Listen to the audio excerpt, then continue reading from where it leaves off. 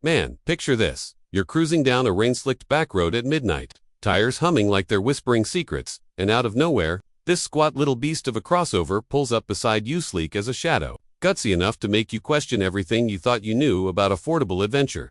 What if I told you the 2026 Mitsubishi X-FORCE isn't just another malcrawler SUV, it's the spark that'll reignite your daily grind into something wild.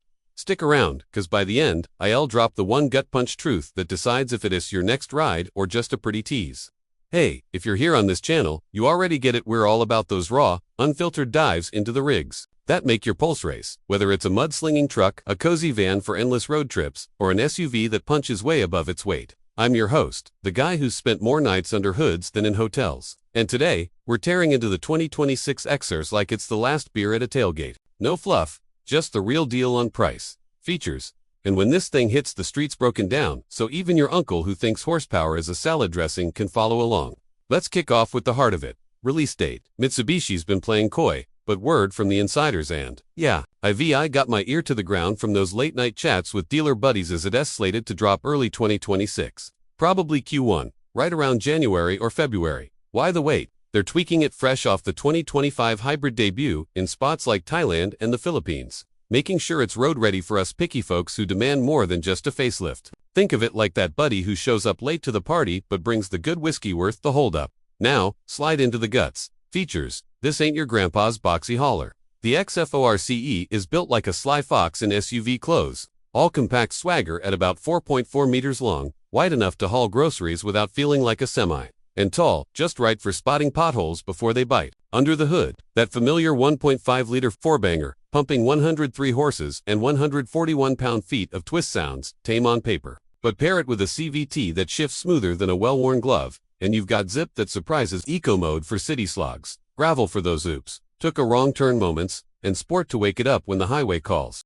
It's got active yaw control fancy, talk for doesn't fishtail like a drunk uncle, plus hill start assist, so you don't roll back into the guy behind you. But here's where it gets juicy. The hybrid twist. For 2026, they're rolling out a plugless HEV setup, borrowed from Mitsubishi's PHEV playbook. Think instant torque off the line, like that first sip of coffee hitting your veins, and fuel sipping at around 50 mpg combined. No more guilt-tripping, range anxiety. It's eco without the drama. Inside, a 12-inch touchscreen that's brighter than a Vegas marquee wireless, Android Auto, and Apple CarPlay, so your phone's basically driving shotgun, and seats that hug you like an old leather jacket, comfy for long hauls to the mountains or just dodging rush hour zombies. Safety's no afterthought either. Blind spot warnings, adaptive cruise that actually thinks ahead, and a rear cam crisp enough to spot a nickel. Off-the-wall bit. I took a spin in a 2025 Protea, call it a preview drive, and that infotainment plays videos when parked, like your own mini drive-in. Genius for waiting out a storm with the kids. Price off, the $1 million question, or in this case, the 25 to 35 grand one. Base models, hovering right around $25,000. Loaded with the essentials to snag that value hunter crowd tired of overpriced Toyotas. Step up to the hybrid GT trim, and you're looking at $30,000 to $35,000. Depending on where you park your wallet, US markets might nudge higher with tariffs. But in Asia, it's already proving it's a steal. Compare that to a Kia Seltos, which demands $28,000 for similar pep but feels plasticky inside, or the Chery Tiggo for that's cheaper but whispers budget compromise every mile. The X-FORCE. It's got that Mitsubishi grit, reliable as a Timex, fun like a fox in the hen. Real talk from a Reddit gearhead who owned one for a month. Gravel roads, eaten for breakfast.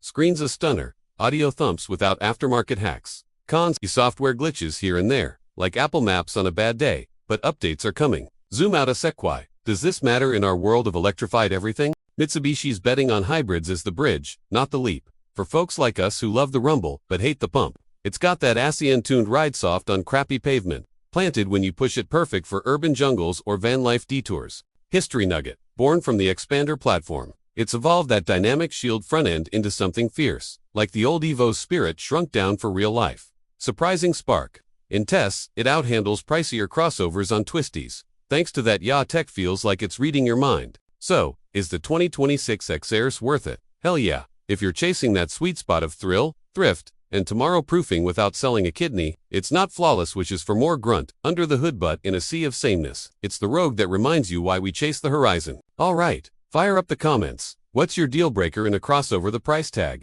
the plug, or the plain old soul? Hit like if this revved your engine. Sub for more no BS rides down memory lane. Share with that one pal who's still driving a rust bucket. Drive safe out there next time. We're cracking open why vans are the unsung heroes of the apocalypse. Peace.